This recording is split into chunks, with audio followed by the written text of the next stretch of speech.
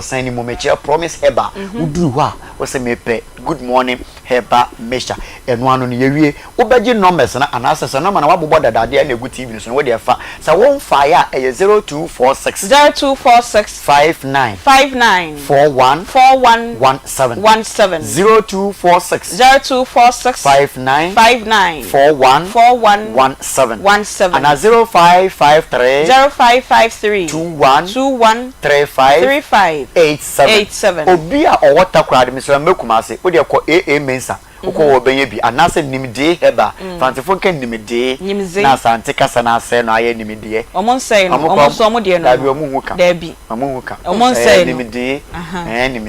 omu kan say nimze asante fo say nimde dabi nimde enti se wotie nia ukọ nimze heba ewo takrade a obenye bi ato sa so na ashaman so equis pharmacy obenye bi ho ato e na fe Widima pharmacy so obenye bi ho ato Tinetet ewo Accra Okenshi Draglin ho sa so na Repash heba obenye bi ato afi Hello heba obenye bi ato okofori bi akwa Gapson pharmacy obenye bi ato sa so na Beno pharmacy sunyane fo ne ya na musunodo ene moze bebre aba ne shop nti ko moze pharmacy obenye bi ato afi o frɛ numbers ya me boss nso a na wo area bebi anso wo frɛ ya be hu kwa ya be fa so a wonsa ebeka bi 0246 0246 59 59 41 17 and 0553 0553 21 35 87 numbers ne ya de guso said ye be ya wo wankasa ebebo baka say ya intin samana makani na ewie ya fe no bi se mo edu na se yade ye be wo de ofra ka wo yade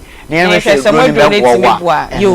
good morning herbal mixture yeah that's why you could bro nyanti e be share afoforo na ibisi asa me pa chwan okay enti yeah that's say moni aye adwuma afimu nyina okwa ichia doctor ewia ye nchia ne kwa achade an ba me ya ne na me de ko me ma achade ne fa ko yo yakwa abono na yakoji yeni e was new year ya ye ba besimi Wednesday 1st January 2025 abono new year party yene abono ahemfo ene omu empenyimfo ena Akoma FM ena yekwa akoji yeni me say ye wa sentimentem ha de yeni pubia da ha yepo ayewa ene lake no nti edru afidida say anasa afofida say na yenso yakoji yeni wo ho live band wo ho brass band ena soloku special ni nyina de ekwa akoji yeni wo abono enti anopa na otwuko ne ya ready na ye wo ho da it also brebi na beji weni 3p garlic mixture enso ebeboa etu yare wanyina ase e dia ma so waye kese abro so eboa e boost immune system no ojonso na wo bre anase oyefunu aye kepu aye kakraka kope 3p garlic mixture na enom onuma ebesiesie ama ho aye fefefe na etu yare wanyina ase enso e di ama yare natural garlic ya na bi musa ne reyo omudin nti no e na piwak natural waye no garlic mixture onuma eti said de wo garlic na nso scent no engina wanum obenya bi wo pharmacy chemical na herbal shops nyina na opedodo etu na also waton dia na wa frɛ piwak natural e wo 0248 928824 0248 928824 na 0201 000021 3p garlic mixture kai hu se etwa no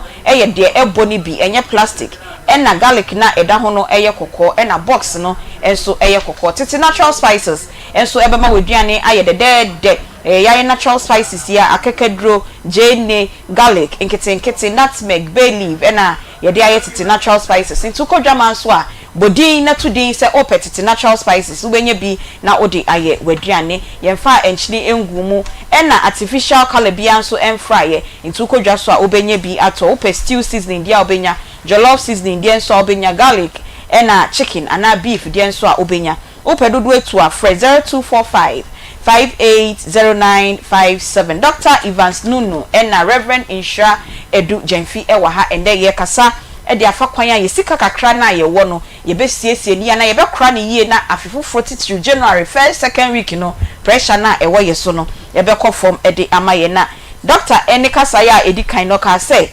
make a list of niama wo hia and prioritize them eno ena na ye ka ena Reverend Insha enso de ne de kakra be fa so efie and the reason behind that festive season ni kra the gift of giving ebi mo giving no na ye hyeda de niama bo nso aye dindindin doctor ma membra ho na yen kasa emfa na me bisa se me nya san a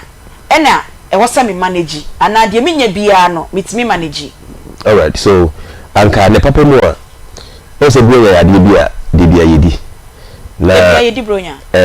afi bia yedi. Okay, nti no e obvious say afi ne be ko na wie ye no ye be di bronya. Nti se kan papa mu dia anka ye share se January na no na we create photo bi fund bia we di sika be gum kakra ebi no etu kwan holiday ebi mo e ko srahwe de ade but wo so ya anya keke o pesika gu na wo de aye edi se wo ze bi bi nam Ghana yes e bi o so ya na o baaye wa plan egu ho se afi we be ko Africa edi se bro so ya de e so ye body a ene ye share se January na wo twa photo bi ato ho a wo tie sika gum obi che wade a wo de bi atum wo so waketua no se eso sayo se so sayo wojia na wodi akoshim nti bro ya na beso no na nya afi na wo pe sika so we must be clear in our minds our sources of income ye di bi ko raho na yenya your budget so we are looking at the revenue side, income side, any expenditure side. It is a revenue side the betche no matter do about to ato and na say akwa bit me afa so disika nafa se hwele foto ni mu a ene ye ntumi nya hwe enti no obviously yen ka se na enu na fi fa ahopopo ne ahopopo bi pepe sika bi fa show impression bi se wo so ho de bi ene nye sa me no so na woko chere nkrofo say wo so wo yoga after all life is not about competing with anybody it is a be gunya or kumponche a business dia wo waketua na chere wo no ene kakra na wape bi wo no ena wo your discipline na wahwe so edi the reason why I say say yempese anase me hwe say obenam Christmas ho na wo recurrent expenditure afimunu nyina no eye for the ensuing year the 2025 you will never be a we for about any year we rent light bill, water bill, school fees. Other say wow school fees and I say we baby school fees and now we baby school fees near there. I don't say man baby na school when you play to scan. It doesn't matter whether you work or not. Say no share them man the say our year so 2025 so it is or your top up who did screen na buya only in say any business go about what music oh na you be say na music na what the year or the year say because I don't know why would you say obaje sika or ko dia dem go sika you be sharing idea I try to music na o say bosia but that is just by the way no, you see, if we don't make it clear, okay, you didn't be you let them to come to get me back. But what I can say about it, and the who school fees near the no, or person chance or ban sick away. Now, ban also more sequoia sack 7. If you should be clear in your mind, say, Sikami, when you say, I'm a day to one, I say, you asa. Okay, and don't so we be say dey bronya body out of the equation enti mbobo say ndi bronya me pese ugina ho because me so me sua de kakra because of this topic no say be careful of credit purchases yes enti embamu ho me boa yes so say you need to have your strategy be you tade o normally na me I don't advise obobo say insi ho na one of the easiest way obenya bosi insi ho ne ho ne say o tade a better fa ko obeton fa ko yes one place enti say ebia perfume we say shop we mall e hona metono wo ta no akwa popular ho enti we nisika kra na wo prep because so you know want na gina and no put them about 2 or 3 months since you nya ne ho we strategy no acha is a very good strategy enti they say you entertain we na not tell you from there bi and of course we nya nto kwa we say that you fine when you fine okay you can put me 2 CDs okay because obi any that chance okay it's about critical power to make it few what do I see who be but what we are saying is during Christmas you be careful of these things because and I'm say we call the mountain why should na Christmas no wa kwa jije don ma dia chechecheche then na wo mo dey chomo kra dey make us watch they will not mind you sometimes we pay sikakra na watch aba obi aka oni misa watch na dey nti wo so friend na obasettle no na we are saying that you don't have to get a loan to celebrate Christmas and you don't have to do so much credit. You need Christmas maybe na feel 2025 income no we need to a kabia wa bono wechi. It doesn't make sense. And you know and only they are out. And no fan say we do Christmas now we charge so say we channel purposefully.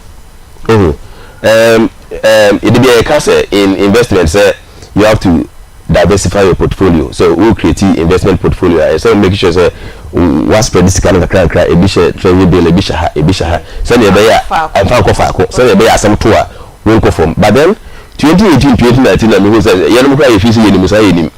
because banks need Miyama we are there account. Then so it means that we were creating portfolio without paying attention to covariance. Sometimes as we share send you normally see until we check adia say which here food send you buy nyam bishra na watch sikafo so bi send you buy a watch wa ohie no bua nyam bishra but onye share nti ho be kire no na le share ma ye don't mu a it is which sikafo so bi send you buy a watch wa skini no ofre na watch na adia da one nine fine ono so bishra ebia na wodwum penyin bi ne adia so otumi eche wo mo no ma send you buy asem toa ana say bia wo mo kanfo bia ma mpenidi omutumi abodi aka ye beba okwo no abeche nyama ibetimi di ache saafo because on say categories no ebia ne de osa wo de ma no na miso misike sikafia you person ba to sa anyu most makasa me ne rebe me ne nye de china me panyo no beat no ene ye be pon ani ato voice na eche bebre sisi fia na misika ye fia na ma ye de ache saafo fo we ya de ye ba ye ma Dr. Evans Nuno a financial economist obe cheyen senya sankofo betimi ache o ma de o che o ma de a emfaso be ba so jama na me ko Reverend Insha ho bio na me bisa se emma edu sa season we na pressure ni nyina wo yen yeso e wo fie se enkra ni bedidi se be ma na ho wo be ba wo be hwe o mu yie ene sa nyama ni nyina na e wo wo oba no eso kakra na ye de ama no wo be den na wa manage pacho wo be pause ma to question na ma na ma me nko Dr. Anani ho na ono ni ye nhwie a na Reverend Insha abema yen sa tips no se nya wukuna ho be ba ono kro yo so fidi afigo sa so fu bebre so bebe fie ni nyina skaketo ya how do you manage sa finances no Dr. Pacho ho ye nyankopon admo kra Pacho mitime ka fishiapo bi wo ha na on pa fishiapa Pacho wotime ka pa eni afishiapo eni afensa nkomesan afile say na da ho ani akoma ni ye adwuma amen na adwuma no so aye kese na ye di rate ni bi kan sa na stu tuitua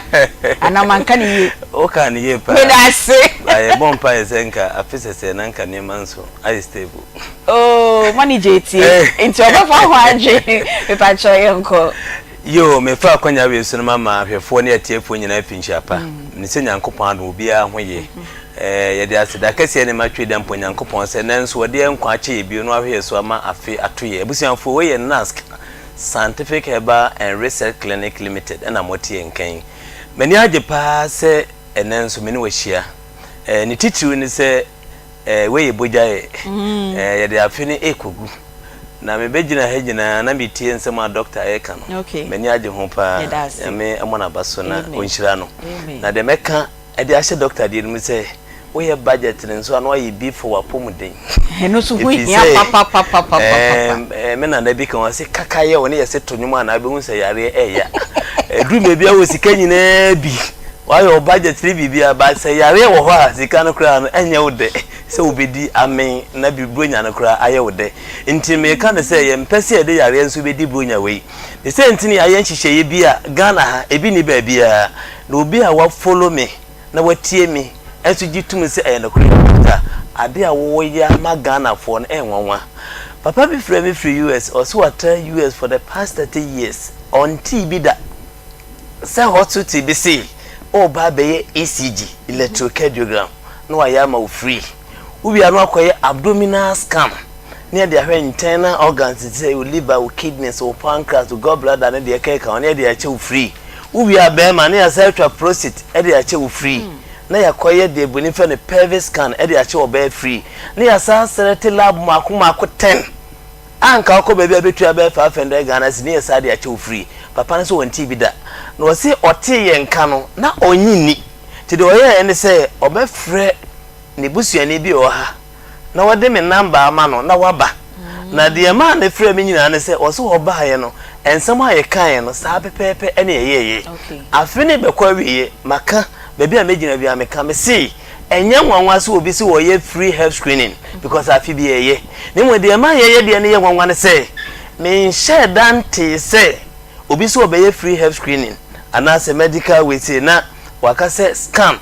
au kutwa ebejo be 300 Ghana cedis ba be ni free ene benyan TV na wasan so aka kire o se betwa ECG ne yemfa ncheke Akoma da bia meka se enkomodi a Ghana ha nye de ba akone se na onyare ene ofrim ehwemu na kire se ente saa o ne mo de tie ne se ye wo yare aboni fra no silent killer eno na ehu pa utinya wo ya furu nya wo ya adana meka se omo mutranye yi omo kidneys no omo liver omo problem omo dialysis no nkofo a na omo nta ncheke omo nipadua mu enti na ade no ho dada ba na ye silent na bra nipadua no start say reati na bibi nsenchene ba na ne ma ye de agensemu ye mpese ye de sa suban bi kwakora next year mu ne senti na week ya yesimu ya di ko wie afi mu no ye to nsa fra busua wanya individual ye to nsa fra busua bia say for ni kire nask scientific by recycling yankopon adom wa chame branches makoma yensa okon krama mu am wotaifa ofa taifa ka na wisi Davi bookshop a wose okọ Fairview guest house ye ne Fairview ne ya Jason enka ho na Spinters usu beso Rainbow IT or Electronics behind the building na wa ene wo Kumasi hade ye wo ahene makokoben ma me betna so wonse me mo yare bia me interested because ye wona wotifie no ato yare din papa bisi papa doctor media me yare nya se me nsa chichichi na ogidi se cholesterol bi na asisi ntine kwanza na ka kire mi obi se aduane to ne yemu ane na yefu ne ya ogidi se eye osa na ha no obi se to bia na Akoma ne bopupupu na ejai onante kakra bia no wabre ogidi se na Akoma na ha no busianfo de ya kanya ne se de woni paduam osi feel no yenye magician ne atimi aka se de osi feel ne nti sinchina se na ha o edu me bia obi betimi anya bibiti se cold obetimi anya headache obetimi anya bibi etesa enso obekọ akọ na bia anya malaria na anya typhoid bia na ya adefoforo ne senti ne yesi ansa ne ebema woduru no bra na sa process we nyina be fam na ehwemu a dedo na aka kire me anase me nim se sa process na de wo fam na ha na hia me yewu so okọ hospital bia no doctor se koye na onkuta 1000 Ghana cedis a untimi nye eno ne yesi brabe ni free nyankopon ya adoma wachina na yenhu de afia hyase besi sabri de ekoso woni padua mu ebi kwa we budget wan fa nka ho sa afini be kwa we ya ba be check woni padua mu wodi nyankopon adom se waka hospital bi Akoma se be ye nuema ahodo anka ji se okuta 10 million 8000 Ghana cedis ansa no wati metwa Akoma o liver o kidneys ba friends be ma o prostate oba wa wode woni se afi be kwa we nipa bebre be ware obu ho a oba bi won cheke ne hodewo so fibroid se fallopian tubes mu asisi se cyst bi aba ovaries nim ana se one infection bi o uterus no on cheke da o ko ware ko ha oba bi be obi be ma bi a ono o fe se oba ware no wanya awo kwa sanso na be ma bi so on cheke ne sperms da se ne sperms na wo form se wo suru wenim obu ho a ebeka 1 year ana se 1 month ana 2 months ama na Akoma de na akoba wenim if you say on tin kan kura se na Akoma ye ne yada wonu ma de kwenti a okọ develop content na omo de omo se every 3 months omo kwa check omo if you say yare betimi asiew e wa bre mo nkae ada yare ne be yi ni ho ade wa be asada na na no beko nti na Ghana da bi e ka se no wonyare ene ofim enya no kre enti na ye mpese sa wo ye ne bi beto ansa na me de number ne beto jama me nka asemwe wonu me se nipa bebre no munduro egusu no munduro etue sika akese so obi ba wani mu a mame sika wakotua ne bi wo ha more than 10,000 Ghana cedis ba yare na wode koye ne kwa na ekoso ubisa na ana ehia me ye no ubisa na wose ye cheke me na de papa bi ebai ore na busuafo last week me ka asemwe me sense su bio na me de number na todwa papa bi a one na busuafo nyina bai adaye a omoba ewo liver problem omoba o kidney problem na doctor na omokoye ne se die do die emu aye den pa nto omokopa busia na omometo no anya se omoba na omobehwere no omoba he no omusu adenti no omusu do omusu nyina ne se sese do omoba no omate se wonya liver ne kidney problem a ehu na uni mama yangu asem mbiso mo se die na omokwa check doctor be na ka kire mo se oh ye ko hospital bi e wo ha na de check ye nyare se machine bo ye mfie nsanto so na ye nsom eno an na kofa yare ni nyina baaye obusan for de ye kan nyina etiawa de ye kan se ko baabi na ye test papa ni ye hu yare na efi se adekwenti a wanu mu nu hafi mu nyina wanto nyina ne se wa nye test no ansa na wonu maduru no ye de wonsa to machine so mu keke ye pese sa de nyina etwa enti obi e ban hyehyɛ be na wo ho enhye ho nyina ne se ubetua wo card registration me kire OPD registration 50 cedis and a consultation 50 cedis we are we lab or scan or ECG everything e free and a match him say so ko be ni esikoya be 1000 Ghana cedis o be for free we are what to do ha na hia me kese no enam se enim se aye nhwemu ni ntie be hu yare ama ho ato nti no asem na etuawa yesi se wa do ni san mpanimfo se be bia chechire aboa no ehwa na yesa sabra review yesa ho ba review ni aka say oba twa ECG first ya new second to ba second time de be use kada bi ya de check am hu say yare na ye hu ti am odu ama ho ato na wan kotua sika anya de enwu for number we na do special code which code na obetumi da many pattern de me da kran say e bi kra na wadanfo bi wa yo papa oba say okoche ne bronya de anya sika wo de ka che de say what tua ni hu sika ma doctor no ko no to akoma free ko no check we liver na kidneys free ni once any na ye ya fa ye we wa manage the finances no sa pepe ebusan for number abefre ni 0244 12 02 69 0244 12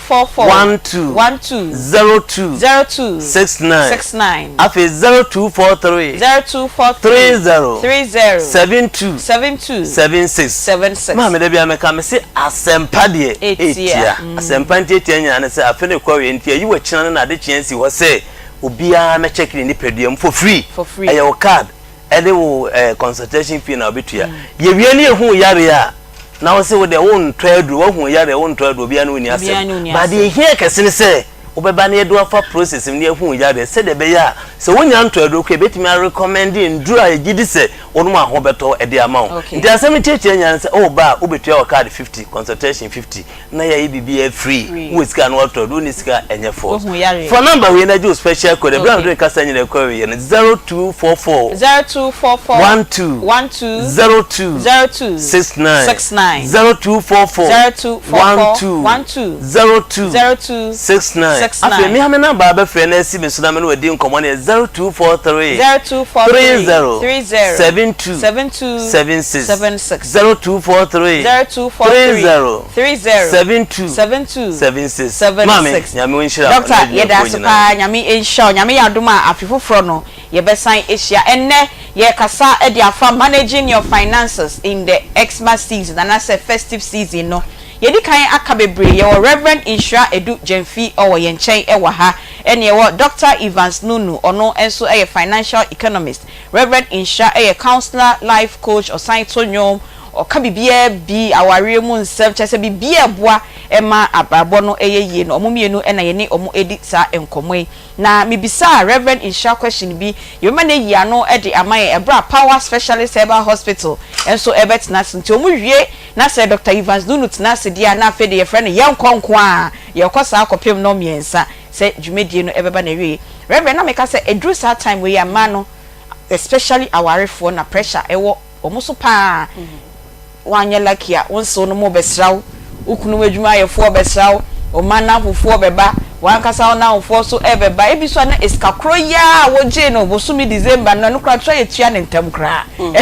eno ana wo se uyusi se eska na oye den na wa manage se eska no ayedi efa ho kire bia emba so me da se Aunty Bea on se doko kasa no can we be name it the pie and that was the first point in my notes planning say I say obi enyin sen bosome baako na bosome nkro na dru na afi no friend so mpacha me gira wo hospital 18 wa bra o ma 9 months notice say boa wo ho na say be ye say bi we operation and also be wo hospital bibia no but etumi sisa na ekosisa na ense nkoyi nti na mede no ye mfato ho no na she say one kasa no one plan because anya bia no say meme ye adwuma wo fie a mimi fie de me ne me kunu sika na ye bom ye ni oba sika ne ni be mesi on ma kro pop se anya de obetua okay ye nyina ye dia ye nyina ye dia prof ye chia o oba wontua okay nti ye ho ne ye ni oba sika be masika ni oba sika that is unique for my home but me ni musu fie de but nka enne no de said ye na wi ase na ye no de me hu sa ha na ye de asodie bebre to mema no so eno nti no wo hwe averagely na ya mema no to me wu ntem because of pressure a free society any your nuclear family no eba no on sa ha no de bia nti bi meka se ye ware to abusuam nti no ware a wa ware abusuam ni nyina wo se wo na wo wofa bi wo ho anu aba adaya ebi a me ba bi ko school nye enka se ye bone but don't say responsibility ni nyina begu be ma ne so enti enne no se wo yo ba se bi wo pese wo no kunu tena che munyini che na munyini bom na mo hwe mo ma no mo nana no mo na mo chi ye fede a me fi se sa pressure no yente so yente sa pressure no ayede mama no na anti bi nkomo bi ho media frankomo we ya se oba bi a menim se ni kunu alusu na djuma na still bronya yi drew ye na oba no momu ekira de when the match on say Ghana teacher for no almost time enwuma bebre ame fi say kakra bi ka ho a wo say oba no se bi okoba kakra won nsem anko no so betumi dia support but sa nkomo ya ye di say bema adwuma say ya he will still have to force himself to make an impression on the woman. And it is how bawe no not just a bema no sebi uba no anu madrewu a uba kasa na be blame no. And one who say ye ma ye ni na ho na ye hunu say yeah bema is born into to provision to provide and na wo ba nso so no so wo wasudie say wo ye bema no boafo. And it is an ho kire no a e wo say wo so to me eso so but na no said ye na doctor e ka no nso ka bibi say afene start ye no a ekona one thing na abusua ye nye ne say yesi so a on say oba ne be ma say ye ware a aware no wo say ye set goals ewom wahu na ye plan ye nioma say na ye pese ye ma ebeye ye ma school sem ne ti say on say anti bi wo mi kan say na che say se men free efia as organization ni free mu ba na che say se nye nimdi a me ma to so a mi hunu sa nimdi we what you say ebia I may have to hear it say Dr. Ekeka ho asemi but won say nyame adom nimdi aba ebia me ka say ye de adwene ma nanso nyansa de ye de ka ho wa na wo kohwehwe what you say brain is giving senses acquired it is a one kohwehwe a men feel say wo fie no betimi manage wo things beautifully but one thing I want to say ne say ye ma ye wo fie asodie dayen so asodie dayen ti bibia ni pi okra no a woni be ma sabi otumi plan ne ne ma said ye no wo ka no bi ototo ne ma basa bibi obengu bi obeto abro but wo no anhunu say na mekunu tie na me so manhunu kwan a me so intentionally me ne bet na said ye be ya because on say aha no be ma mfa nko afie awie ya wodi ne ebebo ebeka so oba no wa mani kuna mfa nko sabi say wo free baby a mimi free die be sa bodin say mimisa baby mimisa so free baby a mimi free ni dia e be sa bodin aka ho enti me stress ye nya ni da ho say ye ma no sabre ye manage nipa say ne betumi aye o mad who is our priority edikan wase ukunu mame ukunu papa they be ameka say our mother so when I'm referring to my husband's mother I say our mother will need this and my mother too he says our mother so if he's also referring to me that's how I was saying so I say in my home me kind of mother-in-love instead of mother-in-law because I'm mrana na adults me feel to me person me tete mrana so ntina me am use those terms you know just to emotionally settle down I said be ya ye betimi aye niema ne kwan so Aunty Bea merci about hope you mama nko Collins we na Collins there sa no pe na pressure be ba me so say ya no patcho ho ye and I say me casa do etwu e madam nko mo na me dey any for time ne nka no ho e nya botre ma mi reality e bu ofom ho o me tie ofom we nya say nim dey de pa I don't know ka ko so o nim dey work kan so a ma mi kan ka wo fie bia mu a ka waleguo kan programs bi e koso okuro ma me sure say ka nyina ebegu ke begu say dey na ye unique so ahunu baka twen sam na ya amode ba ha no akoma mu nsema yanko specialist for nyina afishia pa na Aunty Bea apomde papa ya na edechen bronya bi se bedi bronya nyina woni apomde anya de se obetimi adibie eno ti na ne dodo na ne dom etumrika ko power specialist aba hospital nyanwanwa cheso mo hunu ye wo ho anomudi agichen so ekope ehunu enya so mfaso eti wo so awofie obetima frɛ 0244 0244 54 22 0200 38 31 WhatsApp no 0555 78 na power specialist about hospital there yenhunu mu afen so no yesua de enti enupa ye wo de ko hepatitis B yare ene fatty liver no na doctor says to so bi se membra na me ne wo me church resa boso ba eno na ma eja epaye ye bedidi anom na nei woni atenkapo ni paduanum na untimi enidi abra efi abetena ni paduanum ti danyina na abofo abeja awoso a eno ti anamwo ha se wasem nyina no wode ba bedan power specialist about hospital yetimi aboa we far by eye ebra srade atetale brabo no ho bra nipa ye kese abro so no wonko ne widie mu timi kofa srade bone ebre nipa dua no no ene twifa brabo no so a etutu akuro na infection so nya kwan betena mu a ede emowai eba na afi efi so eba nti de bre nyina no hu ahoya ewo nipa no sebrebo no esei na ekuro abam eti na wachi nkase omfe na omfe aposo na ya omre enya no nko obi ahia wa ohu sa wo yare kire se woni nyina ada yelo a ekire ahohene bi a abeja wo so a wadwu ho ama honam ni nyina asei first na ka obosi ohu ofepa yie na se hepatitis nti wasore odua so ye hia wa ka bi a wo 30 wo number 50 mu ho besra obra power specialist about hospital ye very best we nyina e de amount ama brebo no esanya hoodin biem e de ne dwuma sane ese na efata eto 0244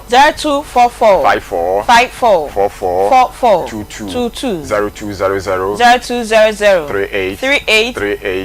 31 WhatsApp no 0555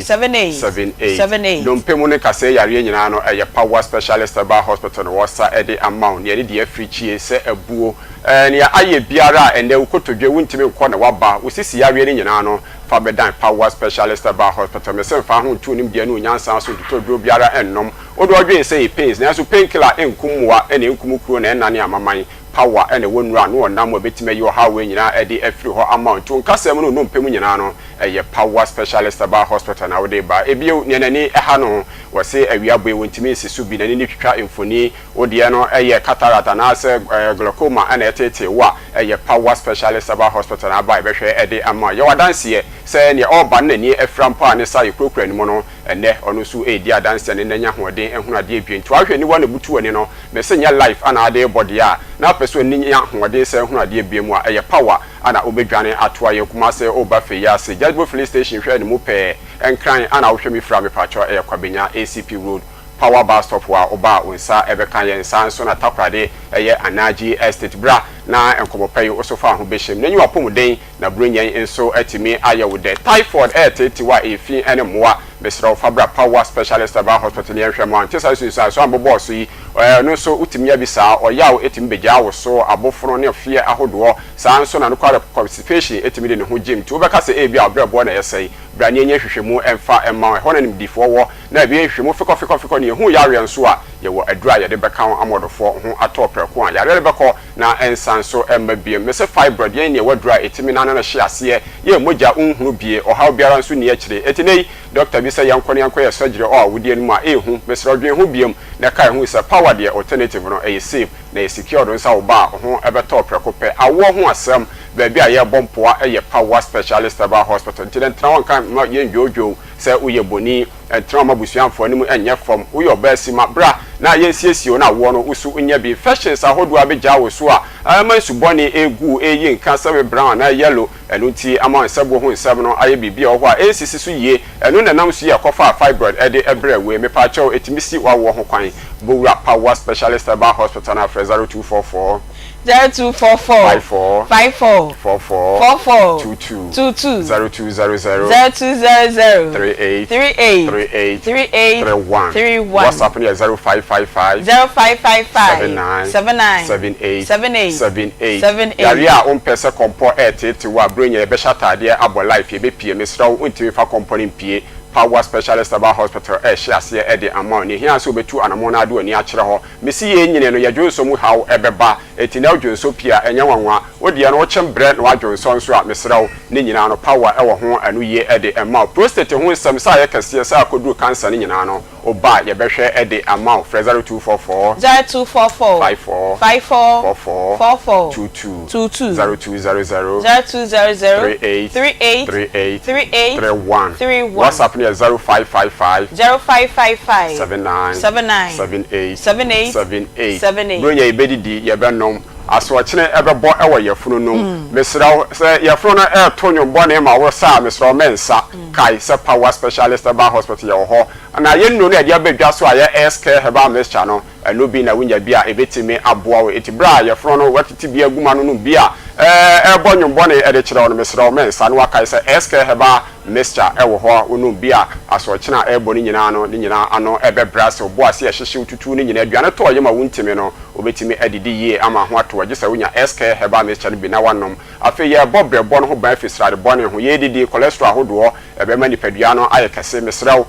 no liver care ni bi na emwo brebo no ho ban fisrade bo ne ho fashions ahodo ni fi nyina bekọ a na eye liver care heba mixture ye hia hoden hia bambo ye nkonkodu akwanti fi ni asan programs ahodo ewo ho opani mesrew pe heba ten heba mixture ni bi na support immune system no watimi adi wakọ ne aba ni odwuma pa bronya yimu eyiye malamis no etutu malaria afi so ama wade ho prekope efi framanu mai nyunu na emu so awo pe ye ntene me be kuhuku ne keke no te omu nyina no maka kire won se adua ya akof ke heba mixture no eno na ebeboa won tu so kope binom na enei obo a hyehye ni nyina no ya obo wa akase no ni nyina so ntimi emfiri ho emfama be ma maka kire won se enei expectation na awosoro e obronya na obi se ne phone so ya save ni kunu di sai low osidi low bibi o low libido c'est low libido bibi short bibi mesra amia tu din say bi ya tu ni din ya tu ni din ti me nya hwe yo so jiri ka jiri hewa mixture ene capsule so na bema onu no bie ene epegi wani monyam amu akukuduro no watimi akọ animu mesra o 2 minutes na won okokwa na yem sa ahyehe nti afi na akuduro wan me pa acho pejiri ka jiri hewa mixture ni bi ene capsule so na enum ni nyina mu no offer 0244 0244 54 22 0200 38 31 WhatsApp ya 0555 79 kai se apomode pa e de anigye ahoto ani asodwie ana ebro na ba bia benya no eye Power Specialist Herbal Hospital me that's pa Collins nyame e kan ye be hye biom a na eye afifoforo ni mu Agbozo Herbal Clinic so say you go break into you go break Agbozo Herbal Clinic and say oye free screening nyame yadom echina na wawie be 2 weeks nie na waye free screening ya echina na obewie entiko ho na ekwaje ayaresa kumase ene enkran se eye typhoid fever junso mu yarewa usisi na ehaw be man etimi ngina so ye enye adwuma se ne wo se eye dia eye Agbozo Herbal Clinic kumase o May 5 Old Insurance Junction wa for omo ewo 0553 417752 enkran owo kwashiman oben ohene no ahemfie ho for omo ewo 0241750282 home sweet cereal legume mix yedamase say monso mo beboa ye mayenya Tom Brown edekọ boa ye inmate no ewo Central Prisons and Amenshia Prisons we Tom Brown wheat emo na soya beans na ye dia ye home sweet cereal legume mixi ubenye bi ato ewo Poku Trading KJTia Dr. Mensa Edum KO Ebuakwa Offenso Tanoso na Atonsu supermarket bi aberemu bia o se ope home sweet for Tom Brown no ebi o di si just 30 minutes pepe na aben emofredi empanyindi enkokradi emrewadi wonyema utimidi o ma oba no fault it means that obia timidi afra from 6 months ekoso obetimi edi opechicha na odi biegum enchine milk na odi biegum umpemu bia akra na obetimi edi ne sa senya ne di ne sitie no ede na ahoden enso wom 0246697353 and 0546921728 ne kopebi efa to Tommy Delight and so say for 20 Ghana cedis per fabra ne benya fried rice jollof rice French fries yam fries pork assorted noodles na banku ne tilapia ni okro ni nyina bi Tummy Delight o Kumasi Stadium ya on shopping mall second gate no na edi enhwe ne mu udidi no obema yogurt edi aka ho anase smoothies enso esi enchen edi ma sabre eduane no aye ready Christmas festivities nyina omo be ye adwuma adwada kopie memenda no 12 ekopie menwumre no ndu na omo ye adwuma na afi kwesiada de 2 ewia ekopie menwumre no wotwe opese o place order no wa fresh 055 2523530 and a 054-832-7673. Doctor, my member ho ebio na yendi enkomo. Obi say plan beyond the holidays. Yeah. It means that kakrana wunya no sa season we say no. O say otibi to ho. Ena yesi afufufuro no ma afi na obefa phone frefre enkofo. How do you plan beyond the holidays no? Yes, so you see nimpa gasa ho ha. I was with a contingency fund. Okay. Na na because of my background into na me pesa size kan beda hokwa. Into I was we invest. Na say baby order be no liquid because me chere say we hear sika say we start to make. Okay. Into for example, we need to be a savings with a bank. It be a fixed deposit. Na ebia what me changes kana when you be 5,000 10,000 be na year contingency fund be 100,000 depending on contingency pacho bi simi bi say dey adia foto bi a asem to mpofimu a okay utumi ekoyi bi okay also bi ha na ba kura be ko square wa sase hwe bosia akwenso JHS1 akọ JHS2 sa na odu ni say nyame ya adom obekọ secondary odu ha na ebia oya be eduma kura na akọ sa savings and loans for obi no akwaji loan na ketua no ya titi bibi na ka kiti bi na eno na be na system nim na da ne nkomo atete enti say ya yakwa na babo na so bia ma no moa na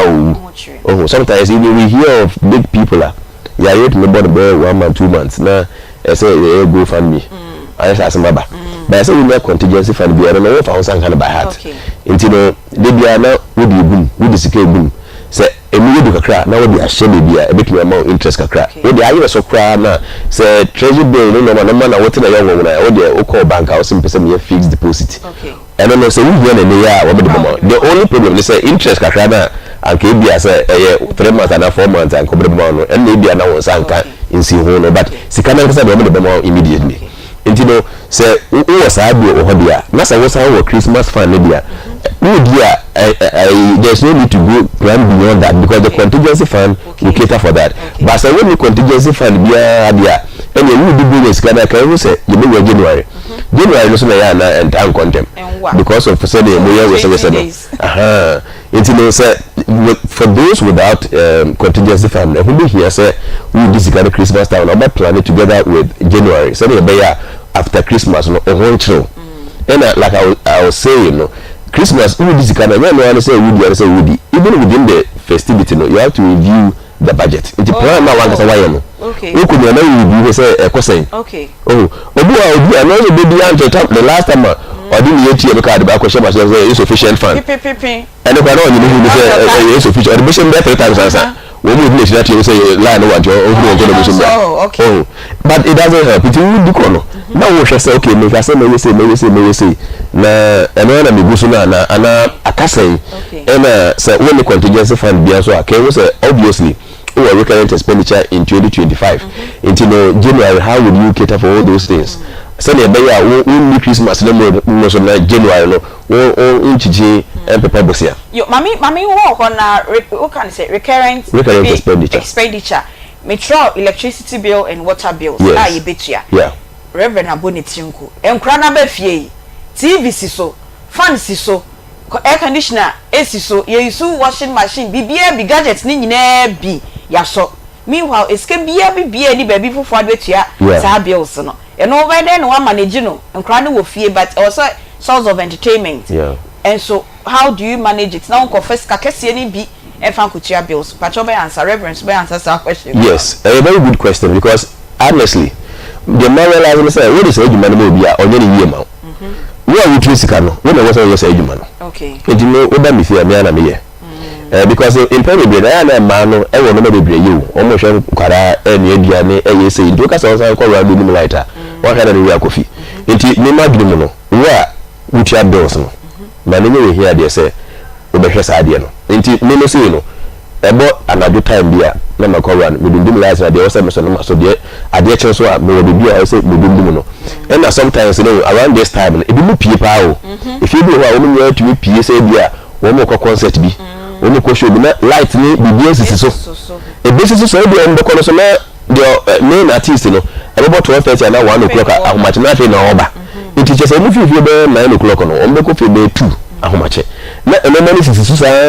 to that time and say mu pia e say you know bia on no be dum light na TV ni even plot ni na because Ghana light na dia I think say it's an attitude we all must keep. Okay. Subaya was say nyina Aunty Bea ahomete o say obi to me pie fancy so light is so bibia si so no waja ho no wapi so me so na so I think say enya good. Okay. Yeah asudi a was say nyina ye de to ya ho say wo pie making sure say plug pia ye off and I think say even in terms of security good for us. Okay. Say udundumu plug say wo bia gas am making sure say bibia dum ansa na wapi e bia fridge bi na bia obefi say bia fridge e bia na magumunti any say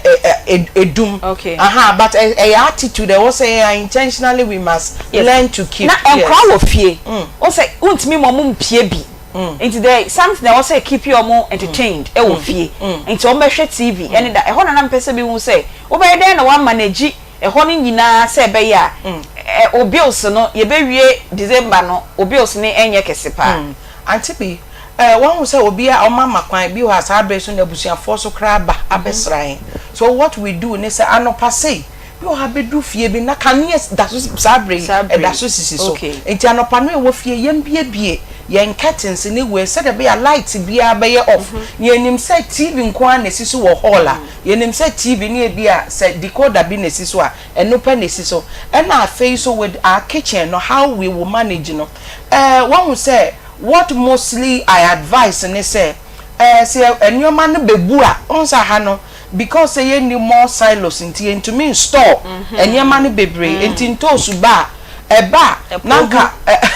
progu so what we do ne senken su ne ba wo to bebre nanka wa blend it o blend ya bi wo peso obenuam obi wo so blend ne sa na dia shape freezer bi wo so bag ziplock mu na dia she okay freezer said a baby on here be a minimum say nipa 10 may you su way back be ntosu adaka ba kwa na may you su say jene ba I mean ni nyina ye wo kwan wo se fa so e ba won say sa entotontoto pi no home management no na mechiri entotontoto pi no se bro nya dru say ya afa na wo koto bia niam bebre abom no the unnecessary expenditure and the beka eno na ma yetumi ya CD e budget no also all kind of yeah planning no okay ya planning and do I have to then wait say time na be so ansa na makototo niema no ana debi ototo niema ni si o san say niema bi abaira ba and now him say a nice way of keeping yam yeah and na body enso so no body abebu bebre and now to me nya duro bi 25-30 betimi aso bi na wotwe ana na wotwe me say big family say media ya enti na bi na ya se wutwitwa body ne kama na wa bag na dia she freezer we ro ho kama we ya ni jaso banchi ni nyina ye ne kama say de be ye betimi yep amu say responsibility no wo so me of a PV dan to abeka cho say ye me man ye kopeska na ma no manage ska no amaye enti no say ye no we must then learn how to manage the home ti ehunu say de besia manage fie no a ebeboa enti with na TV no ye hunu say sabrewe na face we ma etoda ye nyai trying to say me man no wo fie a most of them are able to instill discipline but me fear the men try my papa mba wow me fear the me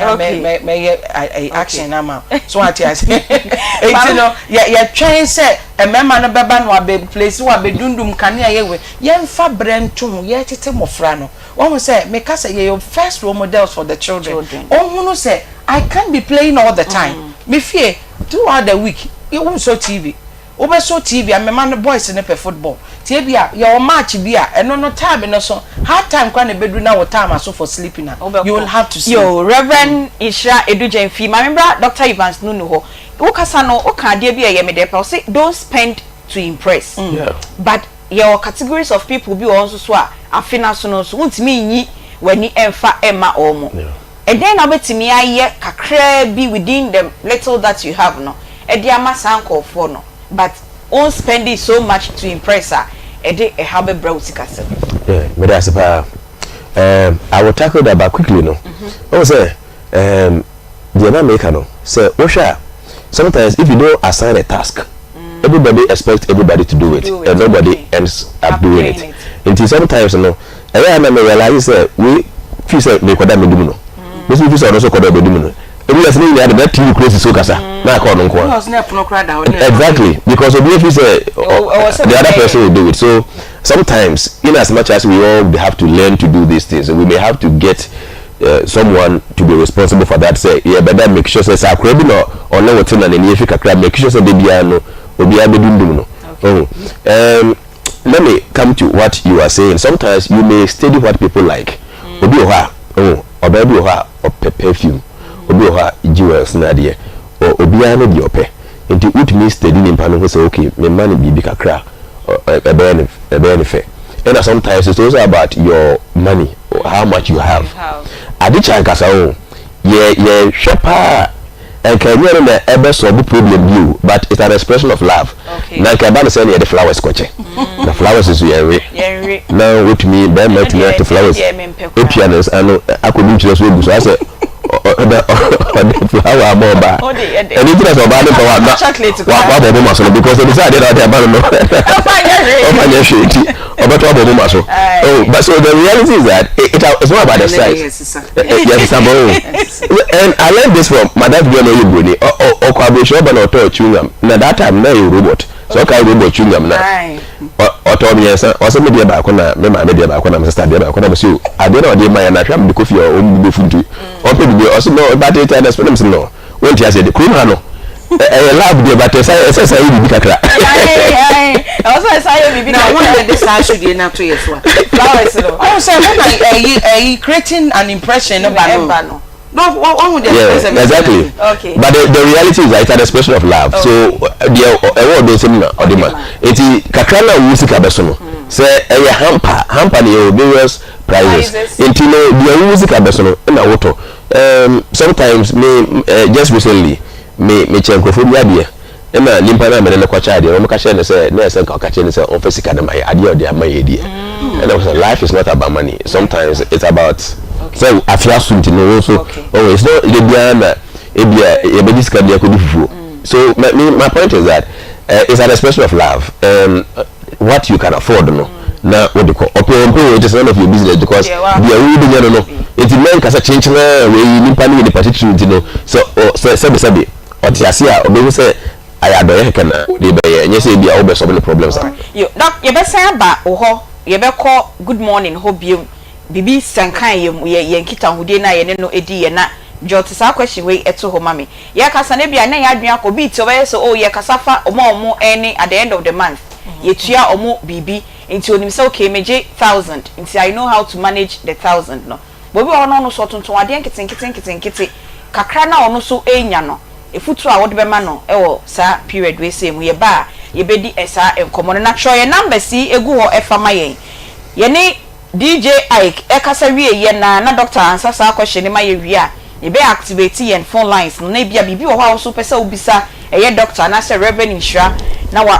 bisa 0243114497 0243114497 and 0322498035 eno na eye studio lines ni titro to ho na yen sign ko good morning ho sima be mienu miense bi pe na ye monkomo me pacho yenko enye twasoma me okay enye dey say more good morning yeah how the man chair do ma sha na if you do be about it now good morning na be see card mo me refi kura what are your party bro good morning Herba Center for no mediation dey tia ni say enye kasa bebre ye ndwa wasum ewi ase obi enu ho a wo yare a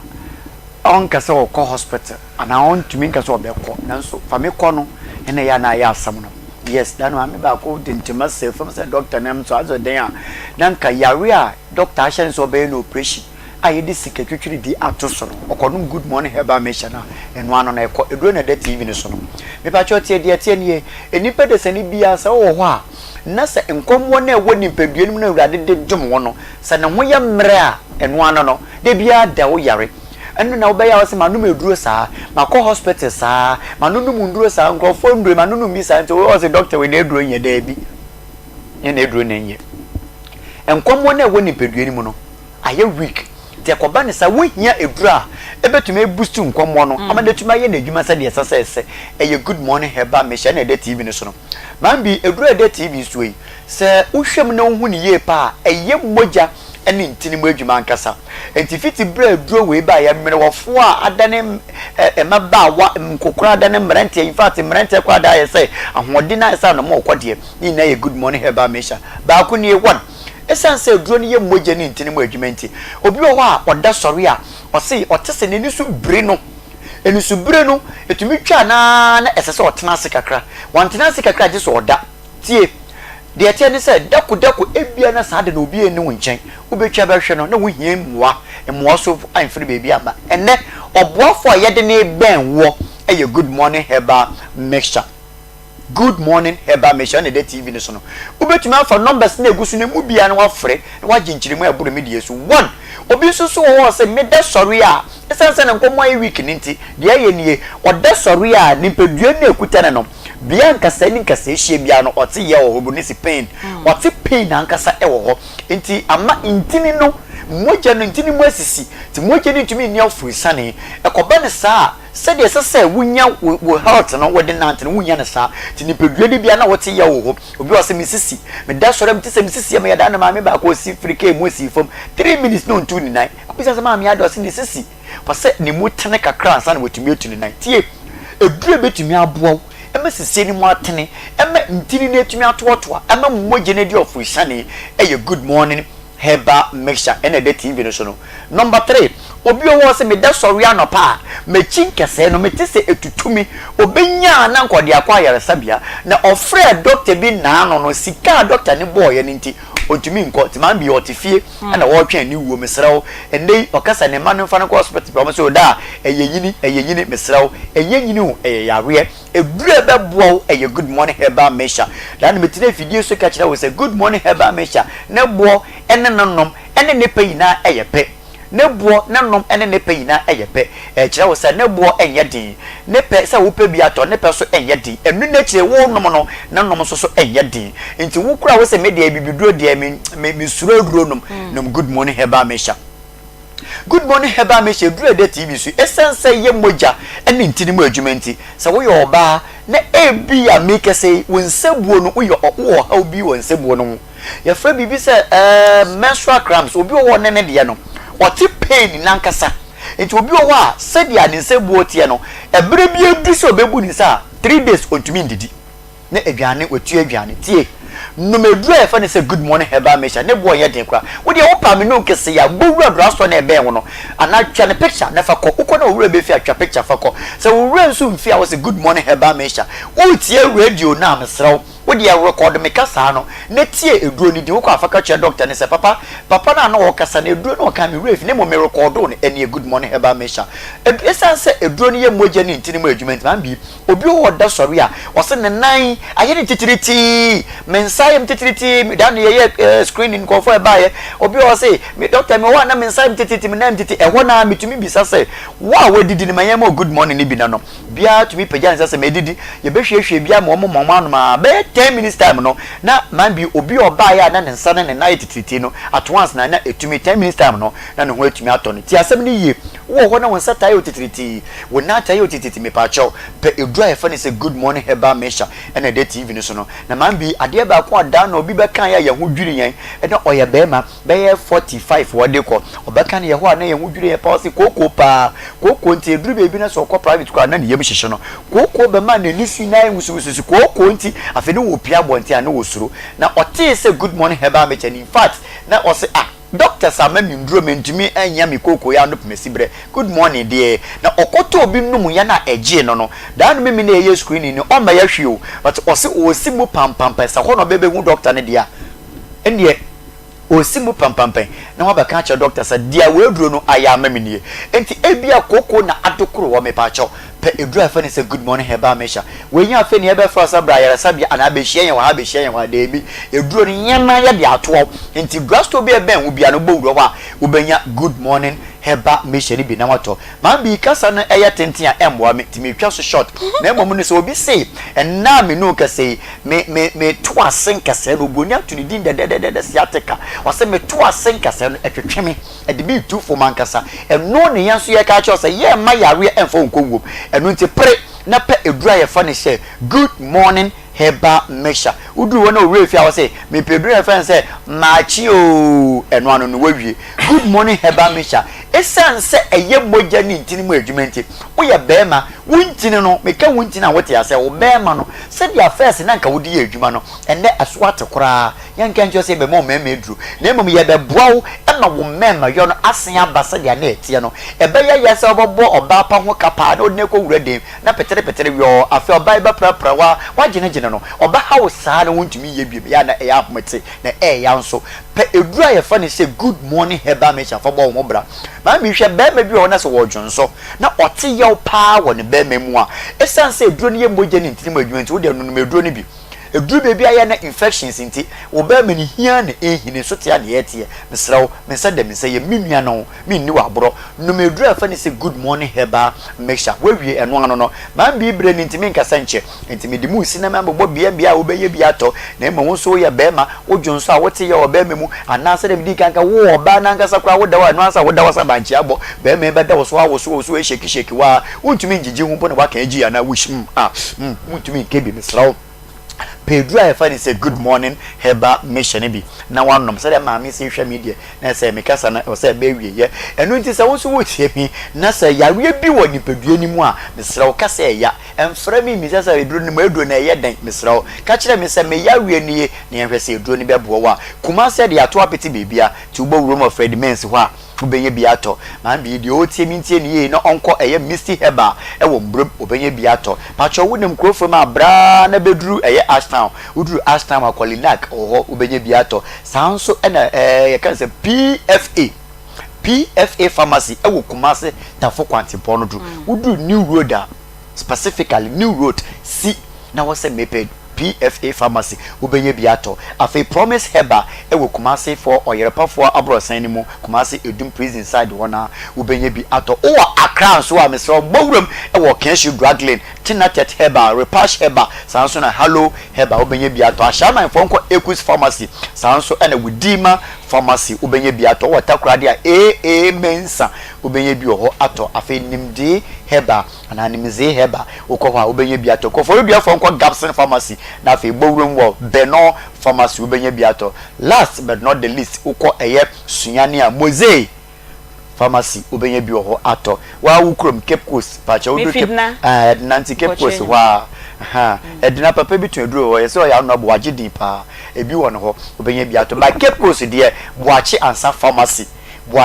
pharmacy ananse pina heba ubenye bi ho ato ginoma na me nsoro so na bela na bila efra ehwa me dodo 0246 59 41 17 0246 59 41 17 and 0553 21 35 87 0553 21 35 87 wana wotie radio ntima atome me da se papa amen ye be shia afifufu ayi be sim nyame de yakwa eche na DJ I KAKA Fantini Pacho aha ya no mabenya ye ho abotre no a ene ye de bodwumedie no ho branch o mo basa na mabenya ye ho abotre ye dan ye ho 2 minutes pe ni asia age commercial bi ye ba ye be bie ye phone lines na wo so oni ye abonkomo ye da mo nyina masese motie ye Akoma efo ena ene ya babe biemu awaha ronya asu ene ni abafu ene afufu ebibom afu yofu yoba na ye ni yemi anu amoso mo wa na ya kambu na ye bibu na ye mpanshe sem kakra so ene akoma it's really trying to do this with or software promise. Now the influential center crowdy as I say now I'm promoting some program I am so the buy and then you call now you put us and influential center crowdy software development of the Amazon. Now when you are what to me that was some of the programs. The area I want to host of the program. It is a little Aunty Bea. I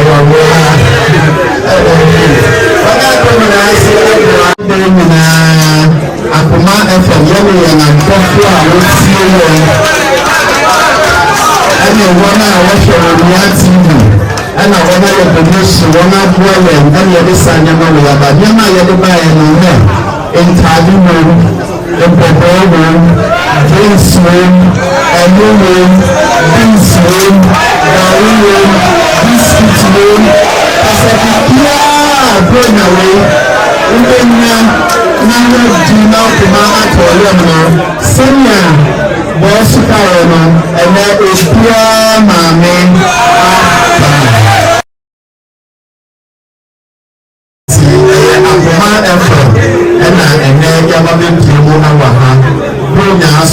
Akoma FM akai Akoma FM ase nyame shira mu nyina esan September prisons yepono yatotom nti ya na manfo na mabonten a monhu de esi wo ha nanso no ye play important role ma society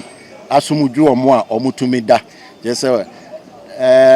so nipa e wo ha ebinum abonten anka asomwie enni ho na mom ni nyina chi Akoma FM akai se sa nipa na e wo ha no ho hia so china bi no omfiri ha na omoba aya abonten a omatumi ayi nipa papa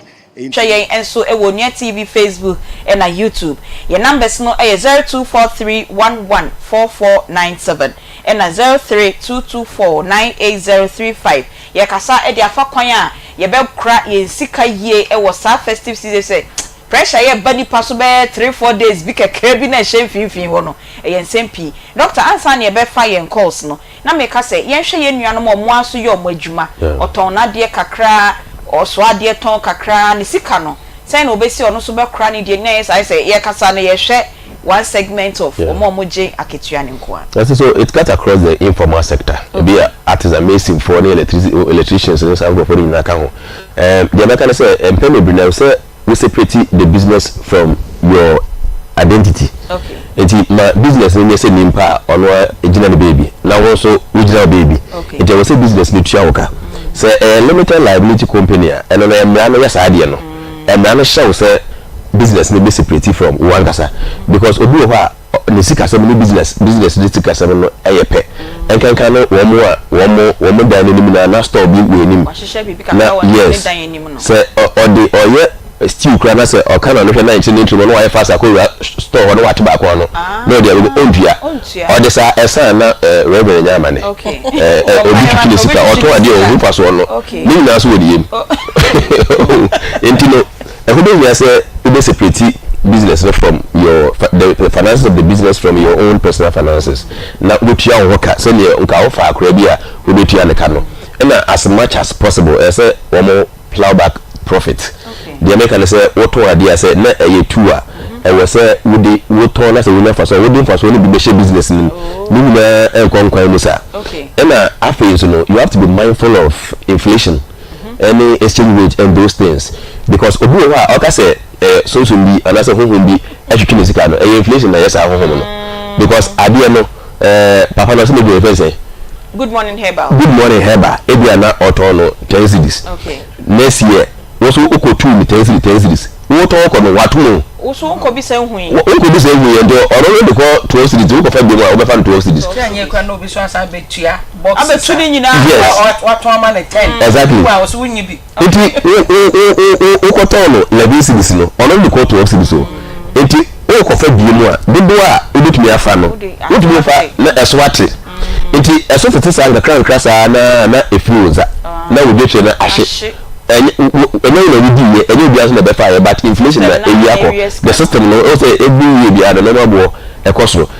yame adwa me gidi so be my opportunity starting year no starting the year right yeah with your finances and everything no exactly be my inside the case I think say be boy pa and then ye kasa e dia fasene a festive season ni wo kwaji wani o yese wo so sika ye bi mfiri ba bia e ba be kan ene ye ne Dr. Evans Nunu or a financial economist and a Reverend Insha Edujenfi ono so a counselor life coach or sign a sofo and a yakasa ede afa sa enyama ni nyina ho or sign to nyom I 0243114497 and a 032249803 but obetimi afra bia na wo bibi e help pa metimi embisa sa question no amfama me the question ba kwate me ba bibisa Reverend ono ye oba na wo jade wonu hia me pa na we yi sa question no ano edi amami 0243114497 and 032249803 Reverend say callers ni enyamba ya na me bisa we wo say udi eduane special be Christmas ohonsun but a festive season ti no also would this aduane na na say first no ye no baby nyini free ye no de na bronya no na wi akoko bronya no na ye hye de mo mo no susu na bia fried rice ene masse no friend mo wacha fried rice no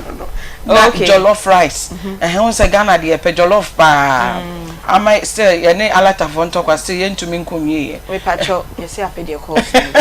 nti edu alata fon talk na ye nkonwie ye hello good afternoon pacho good afternoon obai bia no ama me pacho ho ye afishia pa afiko moti da afiko amen udi ni baby akasa fi okay pacho ma wonde so kakrama ye why you ekuya yetie o okay kakam betin bisat say I say then I have Christmas season especially Christmas a bit like say the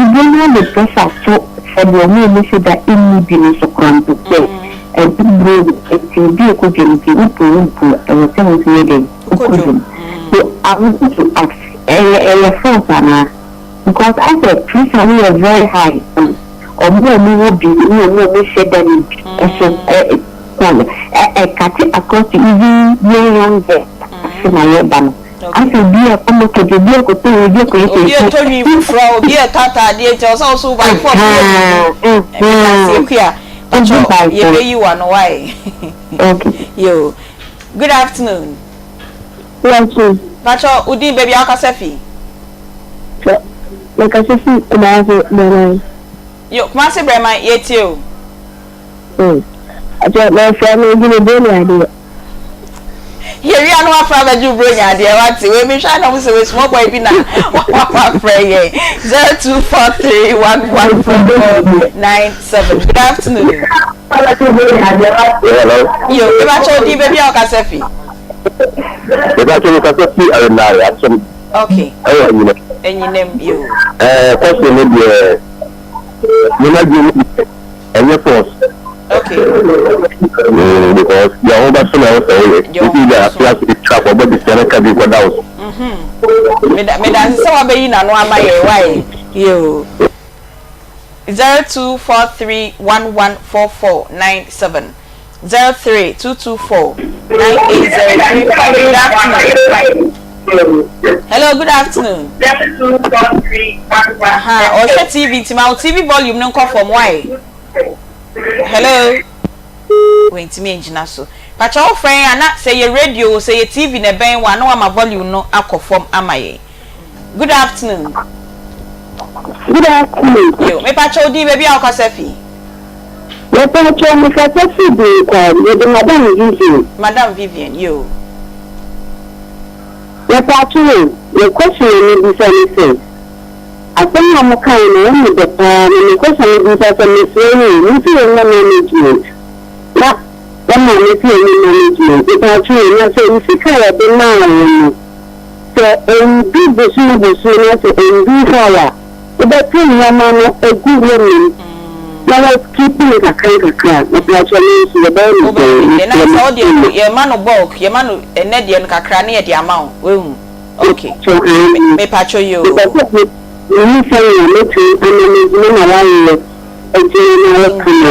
Yeah, that's mommy be you and why. 0243114497. Good afternoon. Yo pacho di baby ao kasefi. Okay. Yeah, man, so me Aye. I Me pacho kasa e fa yen komo ihu ana wa in terms of other room mama. But the person will be so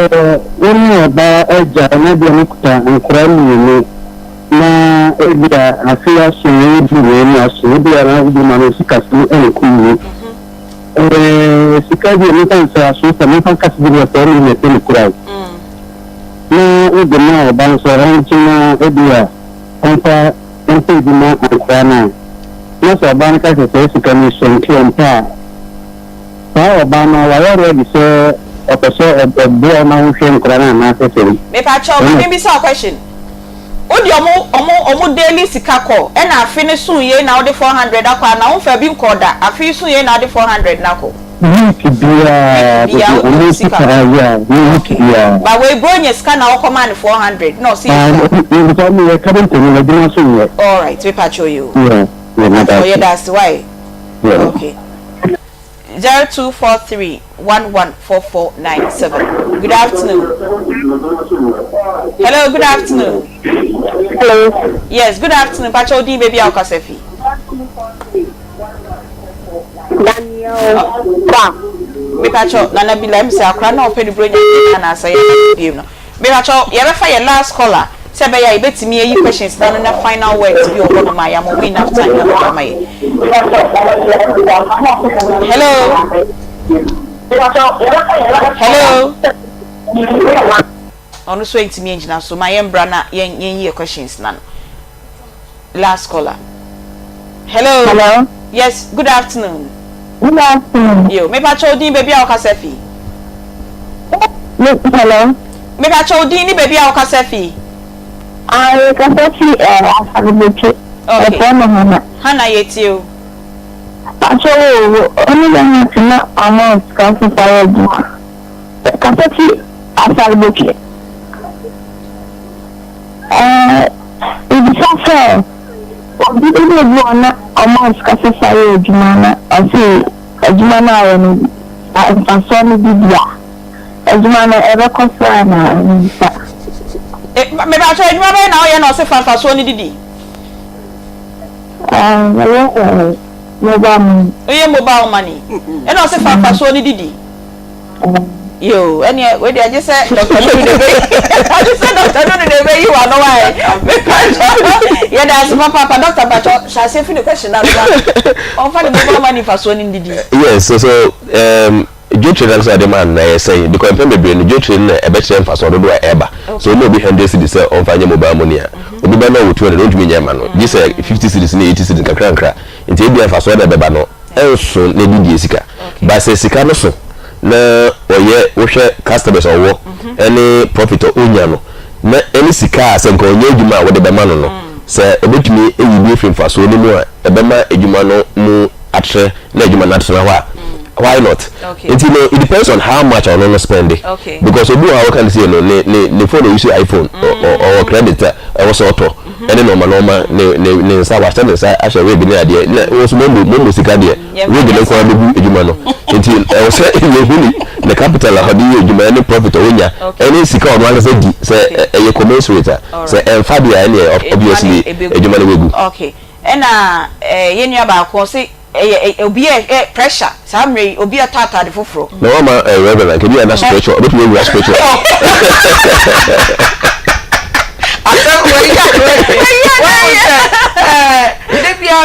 Aunty Bea make us say you come first. Okay. And one says if your attention is on yourself, now what you want to wasia, you shouldn't be under pressure. Okay. But what you say? Say obi no ankwan, obi kodijo, obi ni we he fa na worry. where is your focus in there omo hu so omo pie na hu omo what I say into one case so what are you also doing for yourself it's just finding the meaning for the season ebia the whole year wakwa adwuma afia fe ne ya break you I mean use the time to take rest na say you be rough from planning your life you should not be under any pressure because of what you see people do what I say said you can your priorities in yepe you ena ba konso so o say oni be manager be manene oba no o ma separate ena o ma 400 o ma 400 cities no so ye ni bibia and tell say oba no should have accepted the man because o say adwumanye this is a sincere man which you see was so ye ni bibi say no kremu dia or the almost sick na what you sick akọ na afia so no say 400 cities no you should be able to live within your means say 400 na at least so the dia nkwa no mo hye what you say na dia nkwa so no mo die said ye kakra no a odi aba no a try na manage said e be ya be ma no betimi anya ahode atena se na o china so ye nya gide so o china be ye am doctor madam ba ko so frey o si ono ne chop on ye fama no bosume ye tombo no ehun so bi wa ye tombo no we jiwe ne ba ye tungu no so we de anopa na wa twene kakra bi je ne no ba de no manage sa scanner ye de man no nti o se ba ya abotre na onya price a ewo form bia edwuma o se otumi bo na nto ko duma nkasa koto because pay bi na ya na ye poto no ma na ho na boy de nti so otumi ko dwuma koto a so otumi ja kakra se 2 series 3 series a every day just afi be ko na wiye no na o we nafa obetumi edi bronya no and that's why they the other year. You see, it doesn't really matter how much comes to you. They can say they not 1 billion or let me get 10,000. They 100 cities, let me get 1 city. It depends. I say tight, no. 10%. The only 10% as a million. It you also know. Sikana for 20 you can do the bronya. That's a idea. It will holiday. The other man no. But I don't want to kiss her. A man it me first kana na man nya we ka say o munkunta o say aware mu munkunta me nim before this abro for the ba idea no no e say o no be man te ase say afi we we ya ni be di pa enti no o ma musica mama ka se kakra se na be ya e betimi di be that is when would say be man betimi afford ya anti bi won say na ahomete say de be efi say mema wusika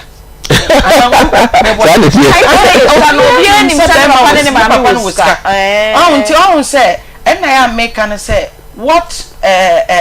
makes marriage and a relationship successfully a communication. What you say obi o ha sabi ye wasteful enti be man bi o ha o ma hu people also ma hu sikem. What you say because a young man most of us you improve it to be faithful and also intelligent, excuse my word. Say be your finance and to your management. Ye per impulse buying. Wa ko shia Aunty Bea wig me hu bi kra we oh e sha won ko ade and most of us your temptation bebre no say kakra na ye benya no we don't want to live within our means. Ye do unnecessary pressure to your ho so a ma sika kakra no ye benya no enso yen. But I think say just as he said management no when him say be anya man ntumi into on the bulk nante kodwom na se bi kakra no fa ka kodwom on say wo fa kwa when him say niam no bo wo fom mantem se bi bodwa no aye no yen kase egu o madwuma se bi so o so akoto enti say when him say bi wo manum na say ya ma 100 cedis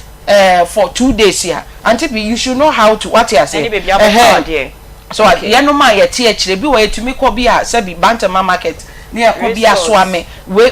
nya say ye koto ne dodo but ye nim say bi ade we betimi adi 2 days ade we betimi adi eno so eboa ama ye nsa so ye so sa so nkofo for so yo ya ka ye be 3 minutes bi ne ye de enkomo ne nyina e ba na wie yenti reverend tumanefo na ma ba doctor no so tumanefo enti futu kakra me de be ma ye ne say sabre yen try to manage our expenses say asori mu no pressure wa asori mu pa sese obi e try say obi e o ma ye say white any omu mpabo akese anyway pressure ye de tu ye ho so wa asori mu no ye stress ye nti so mo bia amfa no ho ntutu obi sabi ye nyina ye nkwan mu nyepe enti kakra wo benya no say ye wo nyame fie ye agidi say nyame be hirae no ye nya ye nyoma kakra ne ngini na afei so ye prioritize ye giving no hunu say wo ye oba say wo ye oba wire for say meti he ya wukunu maame wukunu papa otiase a no Akoma ne bi